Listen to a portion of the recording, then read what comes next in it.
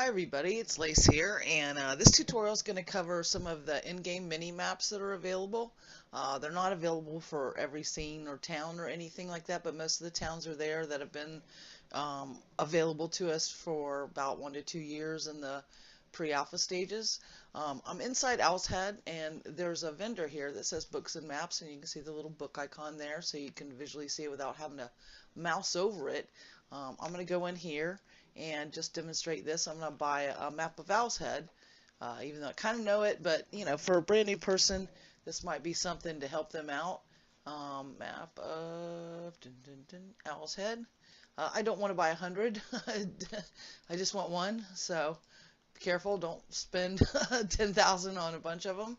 So I've got that now. I'm going to open my inventory, and I have a filter set up for map. I can double click it, or I can drag it to my hotbar if I want to turn it off and on a bunch of times. Maybe if I'm brand new, I might do that. I'm just going to double click it, and I'm going to zoom in, and you're going to see this little icon here, and that's me. You're going to see it move as I move.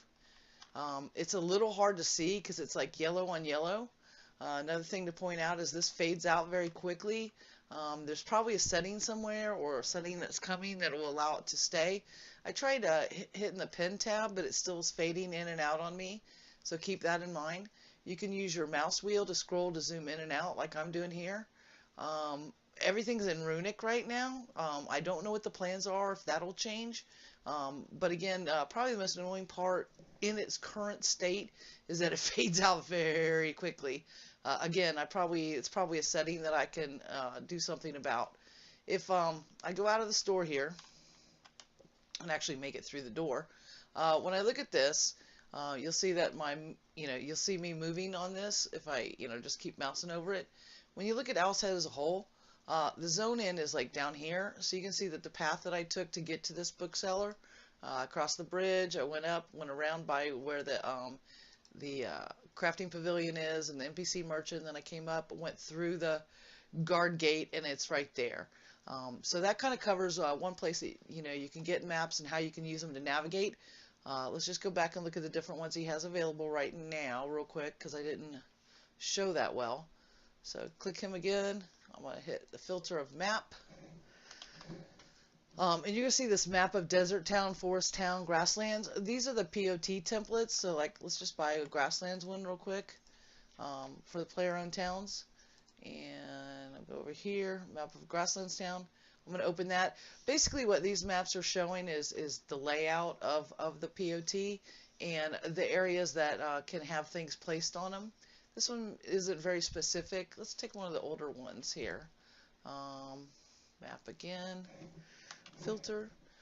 Probably, I believe Forest Town's one of the earlier ones that were done in the game to illustrate what I want to show here. So Forest Town, I'm going to open that. Yeah, that's what I wanted to show you.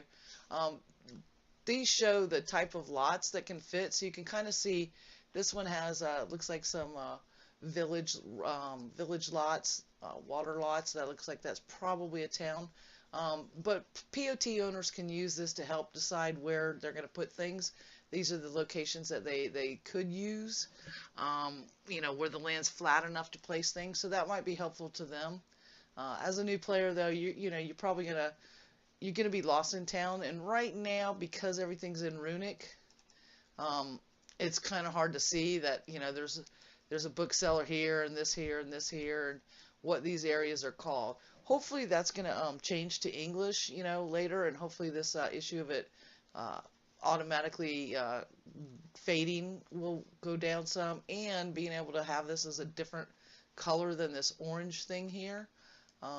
So those are my hopes and dreams. We're still in the early phases of the game. It's not released or anything like that. But this is just one other way that if you're completely lost in a town or something, spend the 100 gold, buy yourself a little map, keep it up, and might help you learn the town a little easier and faster. That's basically all I wanted to cover in this tutorial. Nice, short, and sweet, and that's the use of like a quote-unquote mini-map. The other thing to point out is as you're in a town, on your compass up here, the points of interest will get marked. So like you can see that one said Fire Lotus Tavern. So it's like, I know it's to my right, to my right, to my right. Keep following the compass. I make the turn. I'm gonna go through this gate here, which we kind of showed on the map of Owl's Head. If I bring that back up, the gate, see I'm standing at the gate, that's the gate. And looking back on my compass, oh, look at that mug of beer. I must have that beer, I must have it. Oh, it must be to the right a little bit. As I start aiming more to the right, oh my goodness, there it is. It's more to the right, more. Oh, I'm at it, beer. There we go. So that's kind of how the compass and the points of interest work there. So there's our Fire Lotus Tavern. Let's see what this is. A skills trainer, merchant row, crafting pavilion of Owl's Head. So there we go. So if I like try to go to that and find that, it's starting to swing left, so it must be coming up on my left, up, and boom, there it is. So that's just some little tricks on navigating in scenes, in towns, and the use of the maps, whether you're a POT owner or you're just a brand new adventurer trying to get a feel for where everything is in a town. Happy hunting, everybody. Take care and be safe.